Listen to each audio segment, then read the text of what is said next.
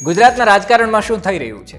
IPS કે IAS અધિકારીઓ છે એમના બેડામાં શું થઈ રહ્યું છે? ગુજરાતના વહીવટી વડાઓ અધિકારીઓ શું કરી રહ્યા છે? અને સામેની બાજુ જે કોંગ્રેસ પક્ષ છે એમાં શું થઈ રહ્યું છે? તમામ જે વાતો અંદરની છે એ કોઈ બહાર નથી લાવતું, પણ અમે તમારી સામે હાજર થઈ ગયા છે દિવસ રાત ગુજરાત લઈને, કે જેમાં તમામ નેતાઓની અધિકારીઓની વાત જે છુપી છે એ બહાર રાખવામાં આવે છે. નમસ્કાર, વિગતવાર વાત કરીએ પાઇપ્સ ઓફ ઇન્ડિયા સાથે. હું સમીર.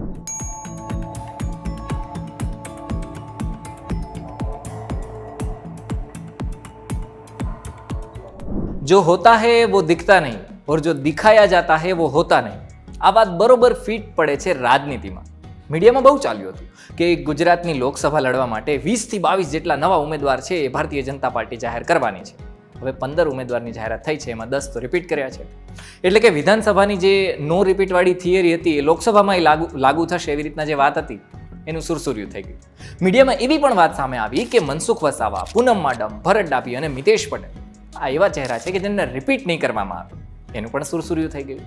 કહેવામાં એવું પણ આવી રહ્યું હતું કે આ બધા ચહેરાઓને બદલાવવા માટે ભારતીય જનતા પાર્ટી છે યુવા ચહેરાઓ શોધી રહી છે, પણ એવું પણ ન થયું.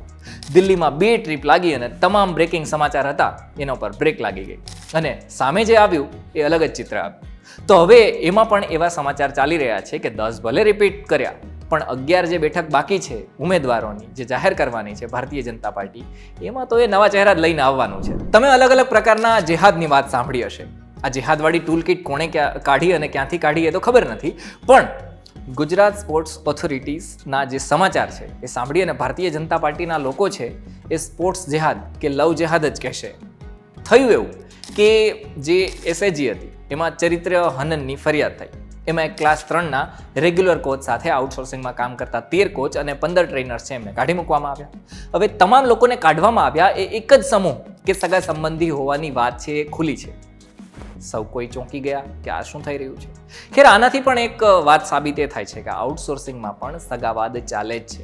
તમામ આઉટસોર્સિંગ જેટલી પણ એજન્સી છે એમાં તપાસ થાય તો એવું પણ બહાર આવી શકે કે જે કોઈ પણ લોકો છે આઉટસોર્સિંગવાળા એમણે પોતાના સગાવાલાને જ નીચે અથવા તો બાજુમાં બેસાડીને રાખ્યા છે.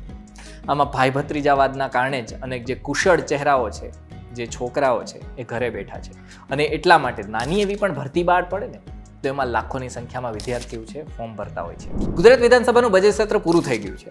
ઘણા બધા આંકડા પણ સામે આવ્યા જે સરકાર માટે શરમજનક અને લોકો માટે સબકજનક છે.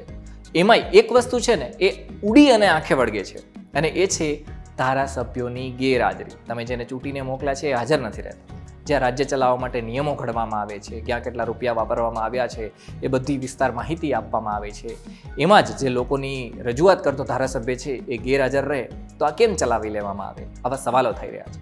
ગઢડાના ધારાસભ્ય, જલાલપોરના ધારાસભ્ય, એક તો રાજ્ય કક્ષાના મંત્રી સતત બજેટ સત્રની અંદર ગેરહાજર હતા. આમની જેમ જ નવા ચહેરાઓનું પણ થયું. સાવલીના ધારાસભ્ય અને ઝઘડિયાના જે ધારાસભ્ય છે એ પણ વિધાનસભા સત્રમાં 2, 4, 5 વાર આવ્યા, દેખાયા, પછી તો એના કોઈ ઠામ ઠેકાણા જ નથી, પછી દેખાય જ નહીં. હવે તમે જેને મત આપ્યો છે અને તમારા જે પ્રશ્નો સાંભળનાર વ્યક્તિ છે અને પ્રશ્નો રજૂ કરનાર વ્યક્તિ છે એ ધારાસભ્ય તમારા પ્રશ્ન ન ઉઠાવે અને ગેરહાજર રહે તો પછી કેટલું યોગ્ય છે? અમને કમેન્ટમાં લખી અને જણાવો. એવી ફરિયાદ સામે આવી રહી છે કે ગુજરાત રાજ્ય સરકાર છે ચૂંટણી કમિશનરને જરા પણ નથી ગણકારતી. ચૂંટણી પંચે ગુજરાત સરકારને આદેશ કર્યો હતો કે ગુજરાતમાં કોઈ પણ પોલીસ અધિકારી છે એ 3 વર્ષથી એક જ જગ્યા ઉપર કે કોઈ એક જ પદ ઉપર હોય, કોઈ એક જ વિસ્તારમાં હોય તેમની બદલી કરી નાખવામાં આવે. હવે 10 આઈપીએસ અને 20 ડીવાયએસપી એવા છે એમની બદલી કરવા માટે કહેવામાં આવ્યું હતું. આ વાતને મહિનો થઈ ગયો છે, છતાં પણ અમુક પોલીસના અધિકારીઓ છે ને અમુક એમની બદલી નથી થતી. જ્યારે આ મામલો સામે આવ્યો ત્યારે કહેવામાં એવું પણ આવ્યું હતું કે ભાઈ વિધાનસભાનું બજેટ સત્ર ચાલે છે એટલા માટે સમય નથી. પણ હવે તો બજેટ સત્ર પણ પૂરું થઈ ગયું છે. ક્યારનું પૂરું થઈ ગયું? હજુ પણ કેમ પોલીસ તંત્રના અમુક ચોક્કસ અધિકારીઓ છે એમની બદલી નથી થઈ? સવાલો ઘણા બધા છે. વહીવટી બેડામાં એવું પણ કહેવામાં આવી રહ્યું છે કે આ અધિકારીઓ સરકારથી પણ મોટા છે અને સરકાર તો ચૂંટણી કમિશનર કરતાં મોટી છે જ. ખેર, આવી બધી વાતો છે એ ચાલી રહી છે. આના પર તમારું શું કહેવું છે? અમને કમેન્ટમાં લખી અને જણાવો. કોંગ્રેસના નેતા અને સાંસદ રાહુલ ગાંધી ભારત જોડો યાત્રા લઈ અને 7મી માર્ચે 3 વાગે બપોરે ગુજરાત પહોંચવાના છે. હવે ત્યારે ખુદ કોંગ્રેસના જ નેતા કોંગ્રેસમાંથી છેડો ફાડી અને ભારતીય જનતા પાર્ટીમાં જોડાઈ રહ્યા છે.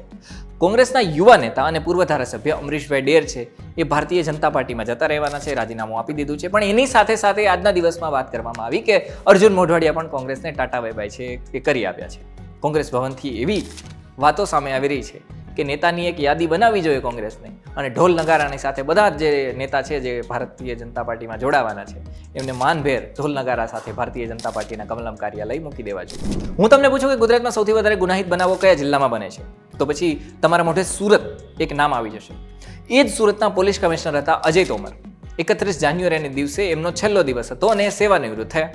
ત્યારથી અત્યાર સુધી મહિનો થઈ ગયો પણ સુરતના સીપી કોઈને બનાવવામાં નથી આવ્યા. હા, વરિષ્ઠ હોવાના નાતે જે સેક્ટર 1ના જેસીપી વબાંગ જમીર છે હાલ સીપીની જવાબદારી સંભાળી રહ્યા છે, પણ લોકસભા છે, પોલીસની બદલી થવાની છે, એમાં પણ સુરતના પોલીસ કમિશનર કોઈ બનશે કે કેમ, અથવા તો બનાવવામાં આવશે કે નહીં બનાવવામાં આવે, એવા પોલીસ બેડામાં સવાલો થઈ રહ્યા છે. જોવાનું રહેશે આઈપીએસ અધિકારીઓનું ટ્રાન્સફર લિસ્ટ ક્યારે આવશે લોકસભા પહેલાં. તમે ગાંધીનગરથી ઘણીવાર સમાચાર સાંભળ્યા હશે કે નેતાઓ, મંત્રીઓ કે ધારાસભ્યો છે એ બંગલો નથી છોડતા, પોતાના બંગલાનો મોહ છે જતો નથી. પદ જતું રહે પણ બંગલાનો મોહ નથી જતો. હવે મારે તમને જણાવવું છે કે આ ખાલી નેતામાં જ એવું નથી, અધિકારીઓમાં પણ એવું જ છે.